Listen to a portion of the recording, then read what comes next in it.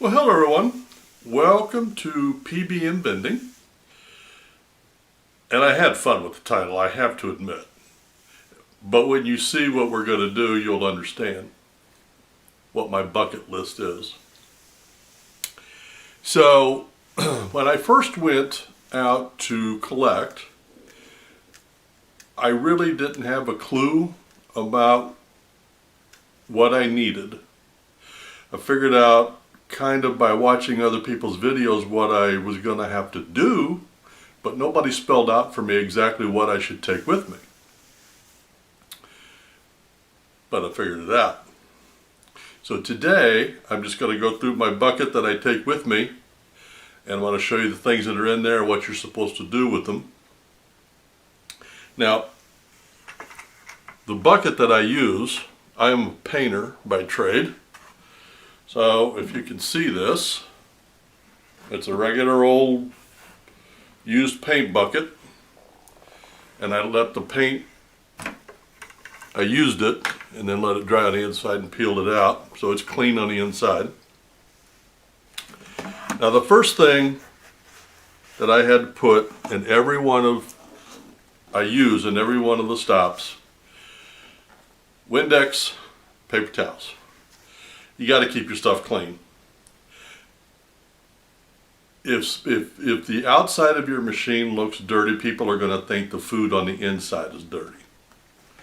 So Windex paper towel, you go in, it's the last thing I do. You know, I collect the money, I change out whatever needs to be done with the candy, and then as I'm leaving, I wipe down the thing top to bottom. Okay? Windex. This one I didn't think about until I was watching a video and he just did it without saying anything, and I thought, wow, that, and especially today with this virus thing going around, these are critical. You never touch any product or any food without using rubber gloves. They are disposable, and when I get done with everything, I do the stuff on the outside of the machine without the gloves. Then I turn the key, and before I open the lid, I put the gloves on, pull the lid off, dump candy in, put the thing back on, screw it, take my gloves off, throw them in the bucket. Okay? Now this particular thing was a reminder for me. And, well, before I do that one, I want to do this one. You need to put in a screwdriver. And I'm supposed to have 2 screwdrivers in here, but I had taken it out to put a machine together. And I needed this on my first time out because I had put in, I had bought a double head machine, which I did it because they were cheap, and a guy told me they were set for gumballs, and I put gumballs in, and it wasn't. So I had no idea what the problem was. So when I got there, I had to spend a half hour of my day dumping candy in and out of this machine, trying to figure out what the problem was, and I ended up having to just take the gumballs out. I put them in a bag, put them in my bucket, and then I put Skittles in. Worked fine. The problem was the gumballs were too big and too heavy for the thing to turn. So anyway, I needed my screwdriver, and when I got home, I got my candy wrapper out, if you can see that. So when I go back and make my next stop there,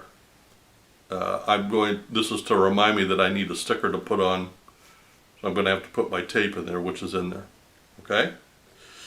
So there's that. Now, a lot of times, every machine that goes out should have stickers on them that has your name and phone number, just to identify the machine, and I try to put them in 2 places. One on the back where it's obvious, and then one that's hidden, so if somebody's trying to steal my machine, I can, like on the bottom of the cash drawer, you can pull it out and look, and there it is, even if they've ripped your other one off or underneath the stand, anywhere. And just to make sure, I carry an extra one of these. This is a sheet that's got name and phone number on there. And if I get to a machine that isn't in there, I forgot to put one on, somebody's ripped it off, I can do that. Now these two things, these I got, and I did get both of these from videos, from two different videos actually. And one of the problems is ants getting into your machines. Because it's sweet, and of course they will try to get to it. So there was two suggested ways to do it. One was WD-40, and you spray that around the base, and the ants supposedly stay away. I don't know, I haven't used that yet. This one is petroleum jelly, and they say, and this, I guess this was from an old timer, but you take a paper towel, you rub some on the paper towel, you go about 2 inches down from where the machine joins the pole that holds it, and you make about a 2-inch swath all the way around the pole, so it'll be about that big. And they say when the ants go up the pole and they come to that, they won't cross the petroleum jelly. And I put them both in there because here's what I was thinking. If I get a machine in a place like a garage or a car dealership or a body shop, somewhere where the fumes won't be noticeable, WD-40, I'm going to try that one. In restaurants and offices and stuff where the smell could be offensive, we're going to use petroleum jelly. But in both cases, those are to prevent ants from getting in.